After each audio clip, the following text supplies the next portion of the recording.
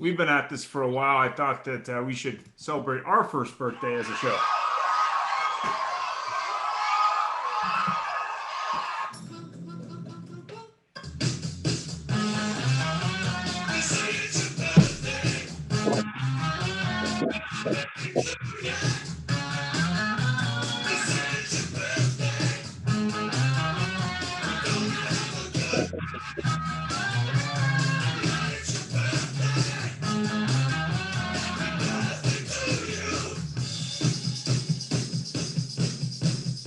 So thanks very much for coming on. We always like to start the show with a few book recommendations. The Car That Could, talking obviously about the EV1 and who's driving electric cars. And if you're not aware, Car Gurus just released a study, I think it was last week. So if you're curious about the stats on electric cars, if you're interested in a copy of it, definitely send me an email. Happy to send it to you. It's pretty interesting. They're comparing Canada, the US, and Europe, and there's a lot of statistics. So if you're interested in what this market's going to look like, happy to do that. If you're not aware of these two movies, these are great movies talking about the history and the past of electric cars in the near past. So great movies if you're interested in sort of where we've come from. As always, Jeff, disclaimer. Hello, everybody. Welcome this morning, this afternoon, this evening for our friend Lewis in Sweden, a lucky guy in his boat. So our disclaimer here is the views expressed today are those of our guests, not necessarily Ian and I, and Brent and I will have an argument over how much he loves electrical, and I just think hydrogen's awesome. Just kidding. But we accept no responsibility for the words of our guests and et cetera, et cetera, et cetera. Just got to cover our butt. Nice. And today is the electric car show. What the heck is this thing about EVs, or as we affectionately call it, the ZAP show? So go ahead, Jeff. Well, again, today we have a large slew of guests joining us today. Our first guest this morning is Brent Seavey, who is the Director of Sales and Business Development North America at Accelerate, ex-Tesla. Oh, gee, what's that old guy? Oh, original gangsta. Yeah, I was one of the early employees at Tesla, not quite one of the zero employees, but close enough. Before Elon Musk went crazy. Before it was a big no. It could be argued he's always been a little eccentric, but yeah, early on, I think I was employee number 15,000 and so, and now there's like 85,000 worldwide. I was the only Brent at Tesla when I started. Wow, so there impressive. You go. Could you take just a quick minute and introduce yourself? Yeah, absolutely. Car biz, last 20 plus years, left the car business to go to work at Tesla. I don't consider it the car business, and worked at Tesla for 4.5 years. Helped to get the used car division of Tesla up and running. It was a lot of fun. We basically started it in a garage in Highland Park, Illinois, about 6 or 7 of us, and yeah, it was an amazing ride. Turned it into a complete monster, and left Tesla about a year and change ago, and recently joined Accelerate Auto and Xcare, providing extended warranties for Teslas and other EVs. So terrific underserved market, and glad to help the community. Terrific. Nice to know that we can get some extended warranties on some EVs. First, at least here in the U.S., not in Canada yet, but at least here in the U.S. We'll introduce you to our Prime Minister. There you go. But it's kind of nice to know for somebody who probably has their own warranty. And I'm just introducing people in order of how they appear on my screen because we have a large guest group today.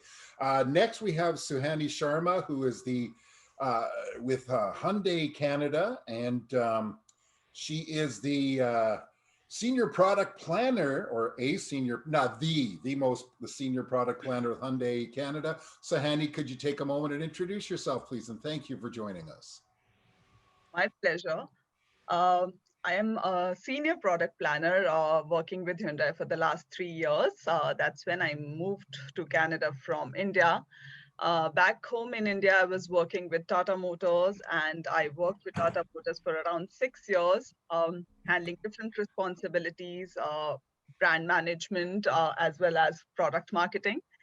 So I've an exhaustive around 9 years of experience in automotive sector now, And I'm very glad to be working in the electric space with Hyundai now, because this is a very dynamic state right now, and we have a lot of interesting vehicles coming up. So very happy to be where I am right now, and glad to be on the show as well. Thank you so much for joining us, and a perfect segue into Ricardo Chan, who again appears next to you on my screen. It's fitting, who is the manager of product marketing at Hyundai Canada. Hi, Ricardo. Thanks for joining us, and please introduce yourself. Hello, Jeff. Hello, Fayan. Thanks, first of all, for the invitation. Glad to be here. Quick introduction. So I'm actually a former automobile journalist. Back in, a long time ago, more than 20 years ago, I started writing about cars back in Mexico. I'm originally from there. I left the journalist side and moved to the OEM side in 2001. Started working as a product planner in Honda over there, and then moved to Canada. After moving here, I went through some brands like Volkswagen, Audi, Infiniti, and I have 1 year and a half working for Hyundai. Very exciting times for this brand on all fronts, not only ICEs but also EVs and plug-in hybrids and even FC EVs. So happy to be here. Thank you very much. We're happy to have you. And then a gentleman we are very excited to have here along with everybody else is James Carter, who is, I love his LinkedIn profile headline, which is Mobility Futurist, Thought Leader and Influencer, and Principal Consultant at Vision Mobility in the definitely sprawling metropolis of Toronto, Ontario. James, thanks for joining us. We didn't get a chance to chat, but please introduce yourself and thank you. Well, thank you very much for having me. That's the first thing today. So yeah, it's great to be here. You know, it's certainly, this industry is developing so quickly, and it's a very, very exciting space. Just a quick bit of background about me. I worked for Toyota for nearly 20 years in Australia. I'm Australian by background, grew up on a cattle farm in rural Australia. When I was working for Toyota, we did a lot of product planning, sales planning. So these guys that Suhani and Ricardo did, I did a lot of that work too. And worked at Toyota Australia, TMC in Japan for 2 years, Toyota Canada for 10 years. And, you know, when I left in 2015, I could see this space was changing very dramatically. Particularly, we're going to see some huge changes in automotive retail and the way that not just EVs, but all the case connected, autonomous, shared electric technologies will impact dealers on the retail side. So this is a space in huge change, and we are very excited to see what's going to come forward in the next few years. Thank you so much, and we're excited to have you here. I do have to say, you left Toyota at the time when Toyota said, no, we're not doing electric, we're doing hydrogen. And now look what's happening. Right. Thank you again. Next, we have our fourth furthest distance guest. Of all time. Fourth, because our furthest one was Tbilisi, Georgia. Second one was Athens, Greece. Third one was Oslo, Norway. Yeah. And now we have Lewis Horn, the CEO of Unity in Lund, Sweden, sitting to us on his gossamer winged boat. Thanks, Lewis. Appreciate you joining us. Please take a moment and introduce yourself. Yeah, all righty. I think Oslo might be even closer than Malmo. I'm not too sure. Have to check the map. I have to look that up. Yeah, so greetings from Sweden, from a boat. I was just doing here some boat work this afternoon before this call. Also from a cattle farm in Australia, but haven't been there for a long time. Grew up in outback Queensland and various cattle stations around Longreach and different parts. So interested to know where James is from. Southeast South Australia. Aha, okay. Yeah, no, I'm a Queenslander, but my accent is long gone. International for such a long time. Yeah, definitely not a car guy, at all. I'm just sort of an entrepreneur. done a lot of different companies in my days, and then just slowly built up to sort of a grand challenge. Always planned to do take on a really brutal big challenge, like starting up a car brand. Not really passionate about cars at all. Passionate about consumer electronics, and that's really what we do. I'd say a whole lot more than automotive, but definitely passionate about changing things. I love to see the world changing into growing and changing in different ways.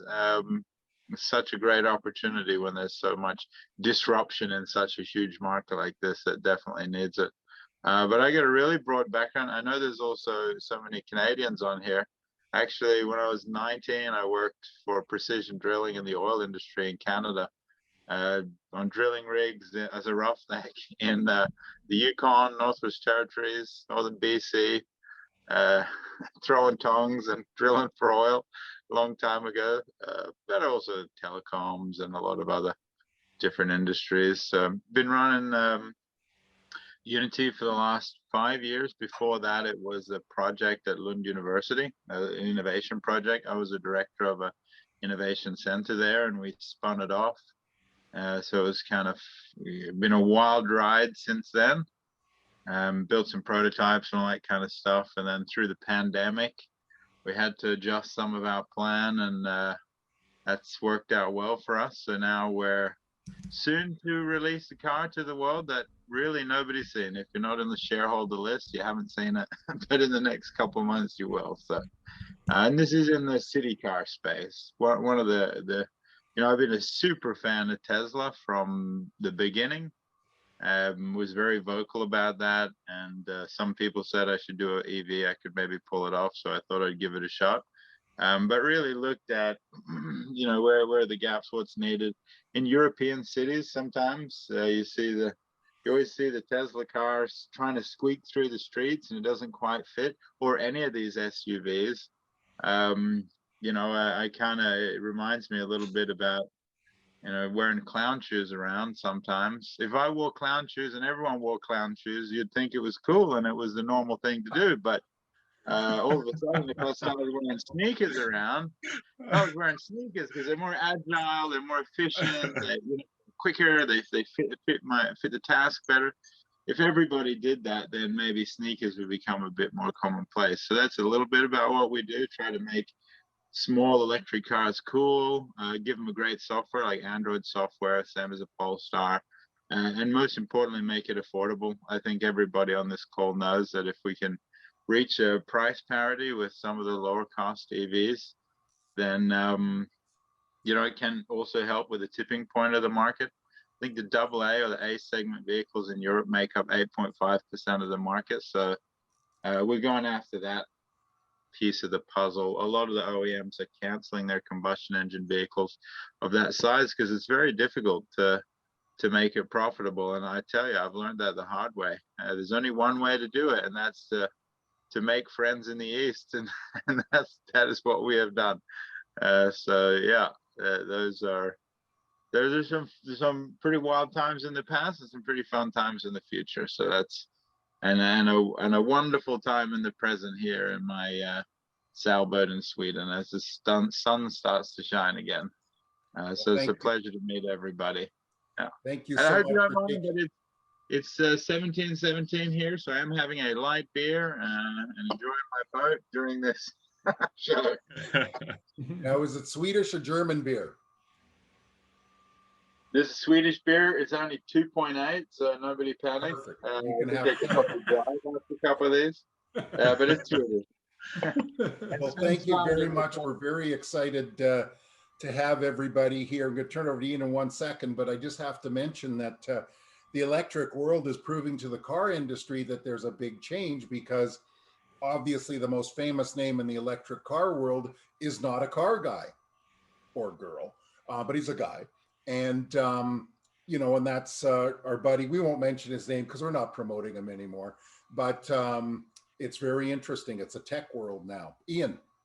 Yeah, as we've looked around and we've had a couple examples this week, but more importantly, as we see more and more auto manufacturers jump onto the heap, and really, whether it be Toyota this last week and then Honda last week and then everybody else, what is your opinion as people working in the space of suddenly sort of everybody coming to a head here when maybe there was 3 or 4 manufacturers 2 or 3 or 5 years ago, and now it seems like everybody's in. What's your thought on whether that's going to be possible, say for Honda by 2040 or for Toyota by 2030? I mean, what's your thoughts? And why don't we start with Brent? Well, yeah, I've often said an overnight success is only overnight to people that just started watching yesterday. I mean, as we saw in the video before, electric vehicles have been around for an awful long time, and I think the long arc of history is finally catching up with the EVs, with the space, and people are becoming a lot more aware of the environment. They're becoming a lot more aware of the health benefits of going electric as well, not pouring as much petrochemicals just into the air that we breathe. If you look in major cities in the U.S. and abroad, there are a lot higher cases of asthma, especially juvenile asthma, for people that live in major metropolitan areas because of diesel soot and other particulates in the air. So even if you're on the fence or you're a complete climate change denier, that's fine. Breathing petrochemicals is not good for you. And the electric vehicle wave, as it were, the public is finally catching up with the fact that it's just a really good idea, and it's something we need to move further towards. Fantastic. And Lewis, I know we talked a lot about the fact that you're designing your cars really for small spaces, be it China, India, or elsewhere, or even throughout Europe. How do you think the vehicle will be received in sort of big environments in North America? I mean, there's plenty of interest in North America, but I mean, the last couple of years I've been doing speeches sporadically in, like, for example, Detroit. And the first time I showed up in Detroit, my Uber was like this monster truck. I thought to myself, what the hell am I doing here? I would be terrified to drive outside. It's a European car. I think there's some space for it in North America, maybe California or Seattle or some areas. I got some Americans on the team that are adamant that there are really great little clusters, but it ain't gonna work in Detroit. And like I said, I lived in Calgary. I don't think it's gonna work in places like that. But it's fantastic for Europe. I think obviously Europe, the brand can do well in many countries, but right now I focus on Europe. Like I said, 8.5% of the European market is this segment of vehicles. They're all combustion engine cars at the moment, except for limited production of a smart EV for 2. But going on to what Brent said, Brent, you mentioned that, hey, if you're a climate change denier, what about the impact on kids' health? Absolutely. But also, I mean, we're bringing our car out at a pretty damn good price. And when people get to drive it, I mean, holy hell, after the last 5 years, I refused to test drive our car because I knew it wasn't a representative driving experience. But now I've driven the production model only a month or 2 ago. And it is like driving a go-kart. It's 850 kg. It's so much fun. Nice. It's got a combustion engine smart for 2 has 260 kilometers range in the tank. That's the same as what we've got in our tank, and it comes in at the same price, but you get a lot of cool features. And man, you can accelerate hard into a corner, brake hard, and then accelerate out of the corner like an electric go-kart. There's nothing like it. I mean, I don't understand why, just for that. I mean, okay, let's say you don't care about anything, but you care about one thing, and that's, does it look cool? Can I afford it? Is it great to drive? Is it competitive based on those criteria? I think that's good enough. And that's what we've been shooting at doing. Like, of course, I started with this hardcore Bernie Sanders hat on, and I wanted to change the world and kill oil industry. We used to have these mugs in our YouTube series that said "fuck oil" on them back in the day. Forgive my French there, but yeah, I reckon it's just awesome to drive. So that's really what we're shooting for here. And about the when I see the numbers like 2040, I feel to myself, oof, wow, that is a major concern. I know Australia is lagging very behind. Some companies are lagging very behind. But in Europe, we expected it to just really explode. We always did. We just thought it was a given that everything would go to electric, and that is happening now. I mean, 75% of all new car sales in Norway right now are electric. 75%, that's a pretty big chunk. And Sweden is hard and fast behind it. All the Nordics are behind it. There's just not enough selection. And when we come out with our car and a couple of others come out, I think you'll see Europe, which is I think is now per capita leading the world, even overtaking China in EV sales. So yeah, 2040, not sure. Even Volvo recently said they're gonna start making only EVs, so that's cool. So yeah, Thanks. that's a little bit of answer both questions. Fantastic. Ricardo, what is your thought? I mean, you've had a storied history around the world with different brands, whether it be Mexico or Canada or the US. I mean, what's your thought? I mean, obviously Mexico has some huge cities like Mexico City, 30 million people. I mean, I'm assuming there's a huge demand. So it's funny that you mentioned this because I actually, when I was kind of getting ready for this, I started putting some notes together. I remember I actually drove the EV1 back in Mexico in 1999 or 1998 as a journalist, and I remember it was super interesting for us to get on board of the first electric mass production car ever. And the funny thing is that we didn't make it to the office. So we took the car in the GM headquarters near Polanco, a very nice neighborhood over there in Mexico City. And we drove back to where the office was, and we didn't make it. We have to call a towing truck. So again, it was just kind of the starting point of when this technology was just getting out there. In 2000, I drove the Neckar 5 in Germany, which was a fuel cell vehicle based on a class. And it was fantastic also to see how water was getting out of the exhaust system. And now seeing what an electric car or a fuel cell car can do these days is just amazing how the technology has evolved at some point. It's been great, and I think many brands are there. There are newcomers also getting in the market and with great ideas. But I think one of the biggest problems that we see is not even anxiety anymore. It's about the infrastructure that is just not there. So if you ask us, and I'm pretty sure it's the same case for many other manufacturers out there, if we can produce more cars, yes, we can. If you ask me right now, can I have a Kona EV, for example? Yes, you can. Like I can give you the car right now because we have a lot of them. The problem right now, and what we are seeing through different clinics and focus groups is there's no enough infrastructure to charge these vehicles. So you can go and put gas on a vehicle today in almost every corner, but it's not the same for electricity right now. So we think that's the biggest challenge we have to overcome.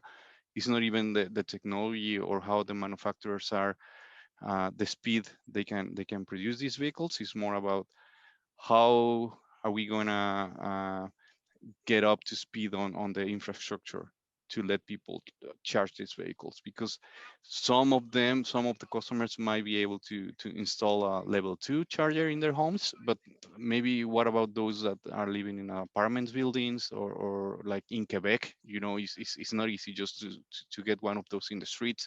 So how do we get there? It's also this I think that's the biggest challenge we have right now. Thanks Again, very it's much for just that. my opinion. Yeah. James, I mean, you've obviously worked for Toyota globally. You're obviously an adamant supporter of all things electric. I've been following you for years on LinkedIn. What's your thought on this?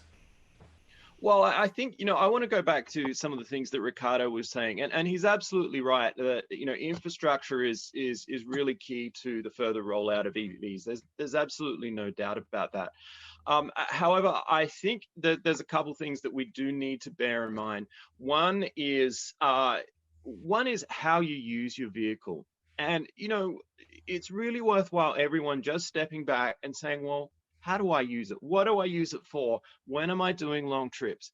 And I think people realize that, those 3-4 hour trips that they do really only happen twice or 3 or 4 times a year at most. So I think that's the really key point. If people can charge at home, it is so much more convenient owning an EV than going to a gas station. You just plug the thing in at night, and we use the plug that we used to charge our Christmas lights in. So we realized that, my wife and I realized that we don't do a lot of miles. We don't do a lot of miles during the day. So if we can get 100 kilometers charging range overnight, we're golden in almost every circumstance. So it's really important to understand that. And I think following Ricardo's points is what happens if you're not at home, if you don't have if you're a driveway orphan, as it were, or a garage orphan, meaning you can't charge at home. So, people who live in condos, people who live in areas that they can only park on the street. And I think there are some really significant challenges here. And certainly the government has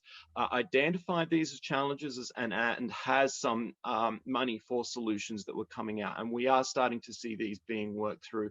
We see the city of Toronto put out some trail chargers in the streets.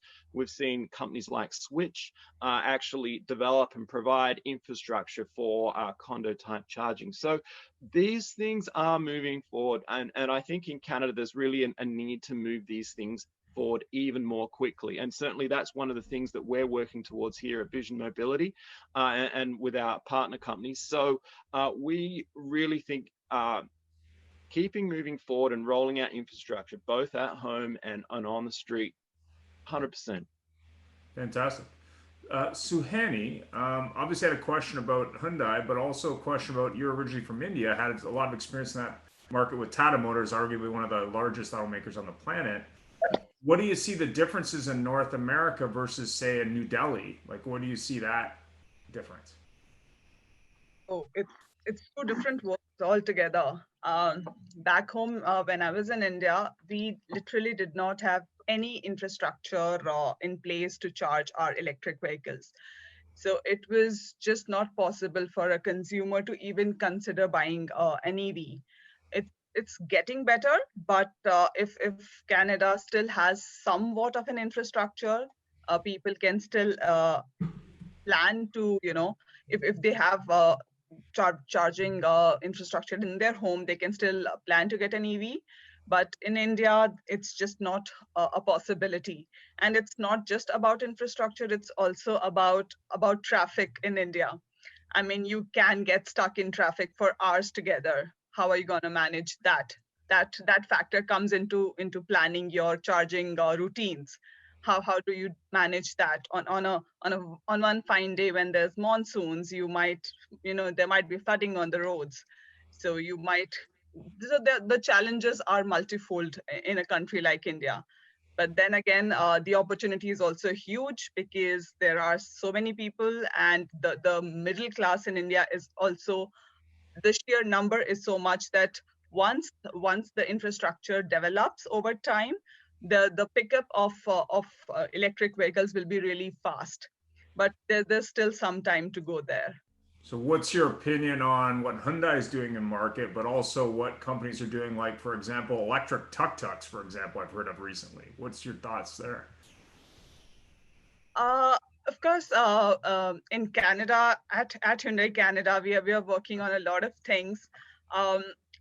We feel that we are at a cusp of a fourth industrial revolution, and we are looking at constructive ways to, to look at how we can accelerate building EV infrastructures and so on and so forth. We also have a partnership with Charge Hub to help consumers charge at the convenience of their home. Consumers can simply download the app and have the accessibility to a one-stop shop for all the information pertaining to EV chargers and specifically EV home chargers.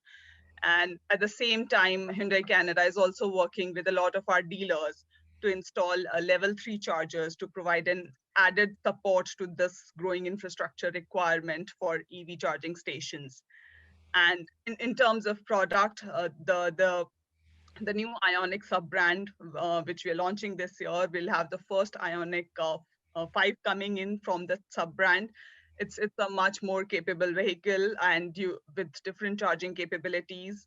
So on the product front as well, we are trying to give many options to the consumer so that their lives are made more easy. Fantastic. And a quick question for the Unity team. Obviously, as you compete around the world, big cities, small towns, and as you see, dealers with, I guess, some challenges around range, question from John, and infrastructure, when you're looking at it going, is there an option for the dealer to, say, have a different profit center with selling maybe a wider range of products, selling charging solutions? What is your thought? Let's start with Unity. I mean, we don't really use car dealers here. We do in some other countries. And then they, I just signed a deal for Iceland. They handle the whole thing. But here we just go direct to consumer. We have a big partnership with E.ON. That's the biggest energy provider here in Europe. And we really focus on the easy button for the customer. We think about, okay, they can be worried about range anxiety. Let's bundle in roadside assist and servicing and all that kind of stuff. They can be worried about where do I charge it. So let's let them bundle in an E.ON home charger. In fact, many people, you see people saying, oh, where does the energy come from? How much does it cost to charge my electric car? All right, so we solve that one by saying, for the first 3 years of owning the car, if you're with E.ON for your home energy, it's completely free to charge and it's allocated from solar energy resources. We just try to give them the easy button and take away all of these questions. So we give them the home charging. We have our own charging solution as well. We've got the first one installed here. It's ad-supported charging. So it runs ads, makes money, and it's free charger for everybody. My girlfriend asked me the other day, oh, we live in an apartment. I mean, where can I even charge one if I had one of your cars? And I said, well, first of all, as James said, let's look at your usage patterns. If you're doing a long trip, you rent a car, or, I mean, we never take a long trip in a car. We're just buzzing around the city. So you're going to need to charge it once every 2 weeks, maybe. And if you've got a gas station nearby, okay, fair enough. I pulled up the charge map and said, well, here's 25 charging locations that are nearby us that are currently free. This one's at a shopping mall, for example. Would you drive over to that one and charge your car there while you're doing your shopping if you're going to get a 95% discount in comparison to paying for gasoline? And she's like, well, of course I would. I said, I know you would. You walk around looking for discounts everywhere. Of course. What if it's free? If you come to our charger, it's free, but you got to drive 15 minutes and go for a walk, and then you get. Would you do it? She said, hell yeah, of course I'd do it. So a big part of it, I think, is just being reasonable with the problem. I mean, anytime when there's a change, people get about, what are all the things I need to panic about or worry about when there's a change? And it's just about sort of chipping away at them and saying, we heard you. Here's a couple of solutions. Here's a bit of other information. And of course, saying, look, we don't try to solve everything. That's partially why we went after the city car thing, because we really squarely go for, I think something like 99% of the world commutes less than 30 kilometers a day or something like that. So we really kind of squarely go after that segment and not after the long range car thing. I know Tesla had to do that. They're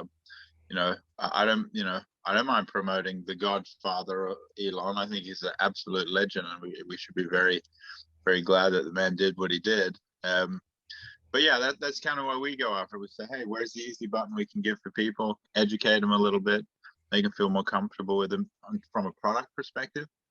And then, as said, we go for the product that's meeting a very common use case, which is city mobility. Jeff, question? Before I say that, I have to say, James, your comment on the actual amount of driving is very true.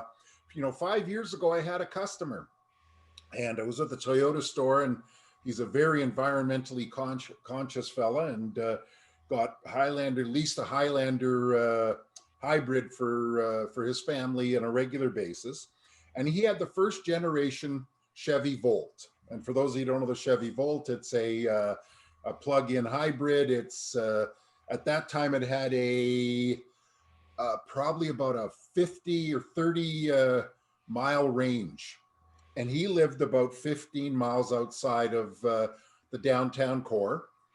And he charged his car up at home and charged his car up at work. And he had a problem with it because at about 6 months after it was new, he had some sort of a problem with his fuel filter because he actually did not use gasoline on this car. And it's very true. If you think about it, it makes a lot of sense. So very well put. And the dealer didn't know what to do. Can I hop on that? Can I hop on that? I had a Please. Chevy Volt. I had a summer where I charged at home and I charged at work, and I put 9,100 miles on the car without needing to fuel the car. Literally, I got 1,000 miles to the gallon. I put 9 gallons in at the 9,000 mile mark. So I understand that completely. Well, this range anxiety is very, very true. It's like you said, James, you said people are thinking, well, what if I want to drive for 4 hours? And I don't remember the last time I drove for 4 hours, mind you. At this time, do you really want to be? Except in the States, you guys never stopped. But so, folks, what's the biggest downside of this bursting growth in EVs and autos, other transportation? I see it myself. I'm kind of looking here going, wow. And let's see who we can put this to who's been the quietest the longest. Actually, Brent's on my screen. So Brent, I'm going to ask you, what's the biggest downside? I think the biggest downside is the fact that, whenever there's disruption, which means there are going to be people that are going to lose their livelihoods. As the petrochemical industry contracts, you're going to see less and less jobs in that industry, and people are going to have to adjust. But at the end of the day, people adjusted when we stopped hunting whales. People adjusted when we, several times during history where different disruptions happened. The Industrial Revolution, for one. So there are going to be changes in how people work. There are going to be migrations of people to different areas where the technology then and the infrastructure is going to be built for the manufacture of these other technologies. So I think right now what you're having is a lot of pushback from people who, quite frankly, are going to have to change their lives. But the history of the world is people changing their lives. And ultimately, if we don't change and we don't grow, we're going to go down the same path we're on. And there are precious few people left who think that's a good path. I think it just comes down to people not wanting change, not wanting disruption. But I'll tell you, there's some great paying jobs in the tech industry. There's some great paying jobs in the manufacture of electric cars and batteries and support equipment and infrastructure. And I think if I were a roughneck on an oil rig, I'd sure as hell want a different job. I mean, it's a good paying job. And I think a lot of people do that work because it's a good paying job, but it's nasty, dirty work. Listen, there are going to be some great jobs opening up in the future, and they already are. Look, Tesla has 80,000 plus employees. I was like number 15,000. So they're growing by leaps and bounds. So are other companies involved in this. So I think moving forward, it's just resistance to that change, and rightly so, because people's lives are going to be disrupted for a time. Well, I have to say that if you drive through the flatlands of Canada and probably the States and any other place, there's 2 big farms that I've noticed doing that. And one is a wind farm and the other a solar farm. So if you're a roughneck, you should get over your fear of heights and start installing fan blades. James, how about your comments on the downside? Sorry, on this question, which you forgot, right? I forgot, actually. What's the biggest downside? James, you're muted, my friend. You're on mute, my friend. There we go. Sorry, mate. Look, there's no doubt there's some downsides right now, but a lot of this can be solved with technology and the further development out of the infrastructure. Ricardo mentioned before, Brett brought it up again. But I think one of the other issues that we see that, there are some winter issues. Their range does drop during winter. But again, a lot of this can be solved by understanding what we do with our commuting and our driving and understanding, how and when we're going to use the vehicle. But I think just to pick up, one of Brent's points about disruption, I think there's something really big to understand in all of this. And that's going back to what we just touched on before, and that's the existence of climate change. What are we doing with that? And right now, post-COVID, and it's become such a big topic. ESG, or environmental social governance type investing has really come to the forefront. And companies that are not doing this are not getting the capital that they need. You've seen on Toyota's side, actually, just recently, some of their big hedge fund, their big institutional investors pulling them up and saying, hey, you're not doing enough. You got to get going. Just today, we saw the same type of investors pulling up ExxonMobil. What are you doing about ESG? So, while these downsides, there's this inevitable push towards focusing on climate change and the technologies that go with reducing that. So I think as we see this moving forward, and particularly with most governments really getting behind this ESG push, we're going to see the world change. And people who don't want to change, look, unfortunately, it's going to happen. And there's far too much momentum for it not to change. And look, sure, we need to support those people who need to transition, but this change is coming, and it's inevitable. Jeff, we have a question from one of the dealers on the call. Maybe it's best served to talk to the team from Hyundai about. Is there a suggested servicing schedule for dealers, or is the traditional service department, as we know it, going to die a slow death? Ricardo or Suhani, whoever wants to answer.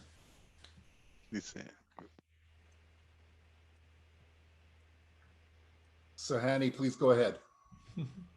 Ricardo's got his virtual assistant. Sorry, no. I had my boss here just a second ago. I can just give you a quick answer on this one. Is the service schedule for dealers? It will change definitely. It will evolve. It won't disappear, because at the end of the day, the car still has brakes, it still has suspension parts, and it might be there's some risk for corrosion and all those things. So the car still need to get maintained. It's just gonna be a different kind of maintenance, and but therefore the service departments will still. We need them there. The key, for example, from our point of view, the key in order to actually gain this game, win this game, sorry, is all related with the service we can provide through our dealers. So for us, is very important. As someone mentioned it before, is the industry is changing. All the retail experience is going to change. It's probably go more through apps or through the internet. But at the end of the day, you still need to have a place to take your car and pick it up and also to maintain it. So therefore we strongly believe having our dealers ready for this new world is quite important in order to be successful. So and we really believe this is going to be a key point in the future for a manufacturer that that wants to remain competitive. So does that mean like an annual service schedule, or is there any kind of thoughts there? There will be some kind of packages, like when you can take your car based on the time or the mileage, but and because again, tires, brakes, suspension, all those things needs to get repaired or change as they get used. But again, having a good dealer net to get this service done on time as the customer is expecting on the first time, and so on, is going to be critical in order to be successful. So I don't want to name brands, but some of the issues some of the new EV brands are having is exactly that they cannot provide the service the customer is expecting.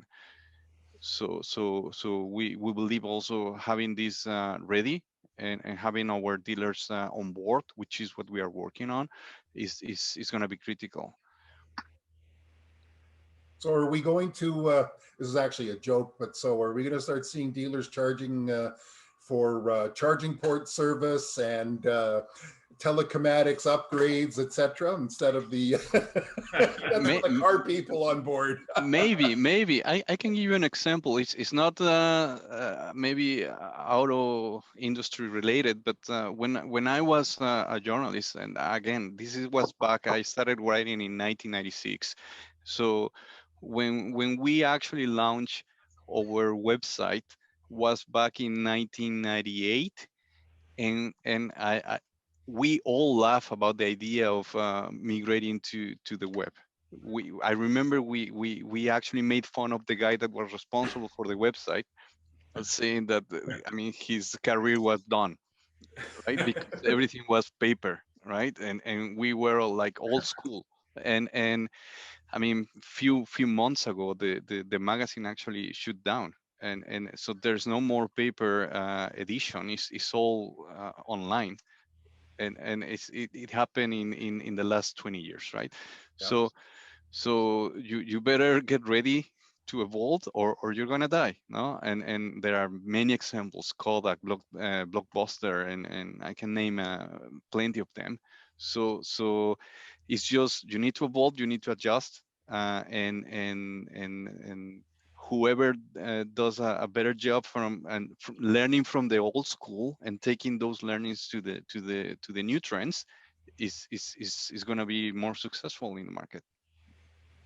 I do have to say that I don't get the same excitement of sitting at Starbucks and reading my phone as I did as opening up the newspaper. It was always much more enjoyable. But I know, but think about this. Maybe in the future, what we will have a niche dealerships that will still sell ICs. Yeah, that's right. You'll be able to buy, I don't know, name it, a Mustang, a Corvette, a Ferrari that still runs on gas. You know, that those will be the talks in the future, I'm pretty sure. And to the pain of IC enthusiasts, me one of them. But at the end of the day, this is where we are going. So yeah, we better get on track. Well, all of those products have electric futures. Mustang's already out there. And actually, last week we had a performance car show. And I think that side will be around for a long time. There'll be people driving around with Chevy Beaumonts, with Hemis in them. Yes, we're crossing brands, etc. Louis, you're back. Thank you. I was scared that you disappeared on us. Huh? Yeah, you disappeared there for a second. So I'm going to ask you what's the biggest downside of the growth in EV in autos and other transportation, because you're kind of like crossing the line of autos and other transportation. What's the downside? Nothing. I mean, just the obvious stuff, right? I mean, people are gonna lose their jobs. I don't know if that's a bad thing. I mean, I think Brent mentioned like all the jobs lost in the whaling industry. You know, I don't shed a tear for them. I'm sure it was a wonderful industry at one point. You know, the world changes, people move on. I mean, yeah, I don't know. It's just, you know, there's some jobs lost. If the upsides didn't wildly outweigh the downsides, we wouldn't be having this chat right now. But guess what, they do. So, yeah, it's just about being on the right side of history, right? Educate yourself. I think you could say, all right, what about rare earth metals, or, you know, where does the electricity come from? But it's part of a broader shift where the technology evolves right across the sphere. I mean, we spent so long focusing all our energy developing the combustion engine, which is why it's such a fantastic piece of engineering. And I got no problems with it. I just got a problem with manufacturing 100 million of them each year. I think we should, it's like eating candy, or you should just have a couple. You shouldn't have it all the time, guys. Relax. So I don't know if there's, a notable downside. I think, some people lose their jobs. I mean, you got to switch jobs. It's the only thing you can rely on. That world changes, and it's a super positive change. So let's do it. Yeah. Well, it's only fitting, frankly, that Europe is leading this to a great extent, because when I was a kid and I went there a long time ago, I won't tell you how long, buildings were black. Buildings were covered because of the pollution. Oh, yeah. And 3 years ago, I was there and it was totally different. So it's very true. Ian. Yeah, we have a question from the audience. Great discussion. I'd like to hear from the OEM guests' opinion on leasing batteries separately to help consumers transition. Any thoughts on that, Ricardo or Saheni? Or Unity? Whoever wants to go first. Yeah, I got thoughts on it. We have some Renault Zoes in the company. We lease the battery. Also had some Twizzys. We lease the battery. Even when the Twizy is dead, we still got to pay for this battery lease. We can't get rid of it. It annoys the heck out of me. And anything that is really annoying or painful to the customer, we see that as a great opportunity. That's the way I see it. I mean, I'm sure there's maybe ways you can do the battery leasing that's more financially viable. I don't know. We try to go for a more energy efficient vehicle that's designed for its weakness, which is the battery. So we try to make it lightweight, low roll resistance, drag coefficient, try to make it efficient so we don't need such a big battery.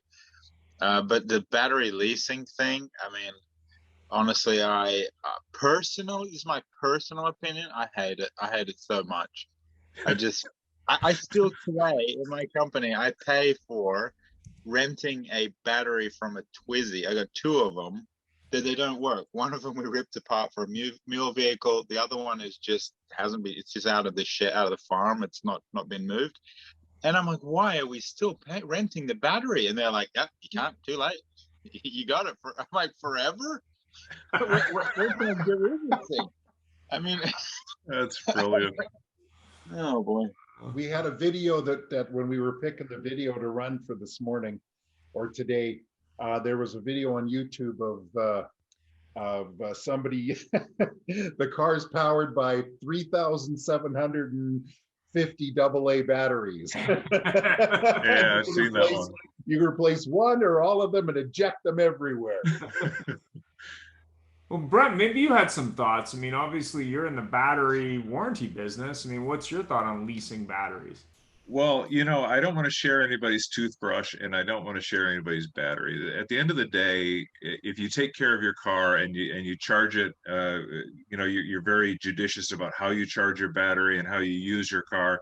You don't want to go to some swapping station and get some battery that's had the hell kicked out of it by some taxi that happened to go through there and drop a battery and get a nice fresh one, and you end up with this garbage battery. A lot of the ownership of an EV is actually, taking decent care of your property. So I think that battery swapping and battery leasing, unfortunately, really doesn't turn me on. If it was such a great idea, Tesla had done it by now. They made a swap out station. I think it had more to do with winning some kind of EV, EPA award for basically coming up with the technology, but they shut it down very, very quickly because nobody really wants to share a toothbrush with everybody. Nobody wants to share their battery. Take good care of your property and basically there's no real need for it. Like James said, most people drive 40, 50, 60 miles a day. And there's really no need to swap it out. Long distance driving, in my opinion, is just a tedious thing, and not a whole lot of people do it anymore. So Ricardo or Suhani, actually maybe James, because he has to drop off. So James, do you have any final comments? No. Look, I think that's it. Look, I don't like the idea of battery swapping or battery leasing. It's much better to buy a car in a more traditional way. I do see that if you're looking at car as a service, if you want to do an opportunity, go with a car as a service opportunity. One to go for, not towards it actually swapping out the battery in your own car. There's much better ideas and much better future opportunities with understanding how that can work. It's going to take a little while to get out there, but for dealers especially, there's an enormous advantage in thinking about how car as a service could work for them. And we see it as a replacement for, in fact, some of the service business that will almost definitely be lost due to electric vehicles coming in. And Suhani or Ricardo, you have any thoughts on the battery? You wanna go, Suhani, or should I go? Uh, I mean, same as everyone else, I personally don't think there's a lot of consumers who would want to do that. As it is, most of the consumers find electric vehicles, plug-in hybrids, the whole concept very confusing. We are here to simplify their lives, and I think just getting a car ready with everything and ready to set up to be charged at home, that's what consumers really want, and that's what we are actually focusing on, and not really complicating their lives by giving them batteries separately. And I'm not sure if everyone is really qualified to be to use that safely. That's another concern that I would have. So I think that's not really something that a lot of consumers are looking for right now. Thanks for that. And since it's the time, Jeff, do you want to do final comments, or Ricardo? Maybe he hasn't spoke yet. Maybe he has a battery idea. No, you know what? Something that is interesting also, and could be I mean, not could, it will be a great opportunity also to explore. And this is something that we still are kind of investigating, is what's going to happen with all those batteries once they come back. So kind of recycling some of them, or using the raw materials that the batteries are built with. So that's going to be also something very interesting. I know there are some companies already working on these kind of things, because electric car has been there for a while. But after, I don't know, 10 years, the battery still, some of the materials, some of the stuff that is in there can be recycled, and that's actually a good opportunity also, and it's part of this idea of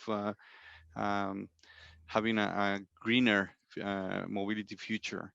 So I will say that's also one big opportunity that is in the future.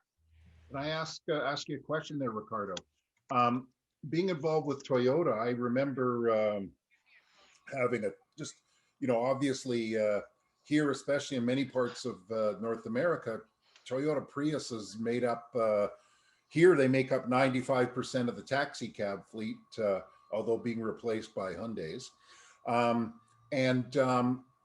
We had a lot of taxis were coming in and getting new batteries, and the core credits we were getting for the old batteries were phenomenal, and they, the shops that worked on the taxis were starting to collect them too.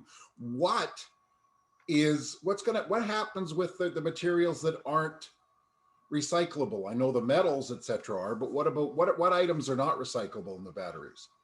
I don't have an answer for you. Sorry, it's I'm not I purposely gave you a sub question. Yeah, no, I'm not that of an expert on that area. I know we've been working with some companies in order to recycle the batteries of our vehicles, and even the fuel cells. We also have a company here that works with us on those cars coming from lease. I'm not sure exactly how big of a percentage of the battery can be reusable, and or what they do with what they cannot actually recycle. But I mean, if you give us some time, we can actually investigate that for you. Yep. Terrific. Is there any other guests that might know this, Lewis or Brent? I've read this. Oh, go ahead. Sorry, Brent. No. Yes, just adding on to what Ricardo was saying, so Hyundai Canada has been working with Lithium. It's a company based in Quebec for recycling. And they have developed a system which allows up to 95% of components to be recovered and treated. So I think that's a pretty significant percentage. That's what we're currently working with. So that just wanted to give you that perspective. Thank you. Yeah, I was just going to say everything I've read says 90 to 95% are of the materials are recyclable, which is awesome because it's not green if it creates a big pile of trash. And so, yeah, working in that direction is definitely going to be critical for the future. Not only for the reason that you don't want a big pile of trash, but also for the reason that these resources will become scarce if we don't determine early on that we're going to recycle them.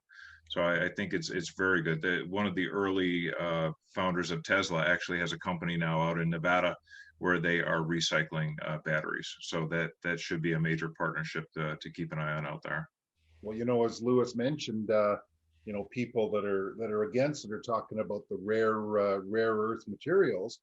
And even though I'm still a fan of ICE cars, you can't recycle your oil and your gasoline that you burn. So that's a terrific thing. Lewis, what do you know about that? Because Europe, of course, you guys don't have room to throw stuff away. Yeah, I mean, yeah, I'm just kind of teeing off what the other guys said. There's a lot of great companies popping up, working out their problem. First of all, we need to, I think, repurpose them for home and industrial use or uses that don't require such energy density. But then, so the end of their life comes a little bit after that for recycling. If we're doing 95% today and we're only just getting started, yeah, give it another 5 or 10 years, going to be doing fantastic. And 95% today is phenomenal. And we have time. We don't need to recycle massive amounts of batteries today, but I'm pretty sure it's a pretty whopping opportunity here in Europe to get your M1 homologation over the small series homologation for if you want to do 50,000 or 100,000 cars. You have to be able to demonstrate something like 98% recyclability of the entire car, or you just don't get your homologation. So obviously one of the challenges there is parts of the battery. So when government mandates something like that, they also mandate like ZEV credits and force you to make electric cars, force you to make it a recyclable, and people still want to buy cars and still need to drive to work every day. These things just equal a great financial opportunity for whoever wants to work out how to recycle batteries. It's clearly that plenty of them are working on that and they're getting somewhere with it. And yeah, 95% in 2021 ain't bad. I'd like to hop on that if I can. As a matter of fact, Lewis was saying earlier about the easy button and what if this happens and what if that happens, and I think what ends up happening is there are two ways to look at a problem. There are ways to look at a problem where you try and talk yourself out of solving it, or you try to talk yourself into solving it. And I think it all depends upon your point of view, whether what side of that you take. And so many people try and talk themselves out of the future, talk themselves out of solving the problems. I think the mindset has to be, listen, let's talk ourselves into this future. Let's talk ourselves into solving these problems. And if you have that positive mindset, you can develop ways to move this forward. You can develop ways to recycle the materials. You can develop the infrastructure necessary to support these vehicles. So there are myriad things in the future that we can work towards or we can work away from. And I think we just have to have the popular will to work towards solving the problems rather than trying to walk away from the problems. The problems are still going to be there. So we need to have a positive attitude about moving forward and solving these problems. And I mean, from our side, we use a metric which our chairman created when he was the director of PwC climate change practice for a decade. He developed this overall resource productivity metric, which is one metric that we use to look at everything that we do. To create anything in the world, you only have labor, capital, natural resources, energy. That's it. There's no more resources you can use. So we look at the overall resource productivity for resources in and the value created out. So then, for example, the first thing we say is, Yeah, do we need to make cars that do 250 kilometers per hour because everybody's a race car driver all of a sudden? Or do we all need to drive one, does everyone need to drive a single person in a car driving an SUV, that be it electric or anything else? We try to look at, hey, how can we make the whole thing a lot more efficient? It feels like there's so many easy problems to solve, obvious and easy problems to solve on the sustainability front. Before we start nitpicking on, well, 95% of the battery, you're not recycling 5% of it. Hey, guess what? You can reduce the amount of battery by half if you stop driving 2 tons of machinery around when you're just going down to buy some milk. Come on.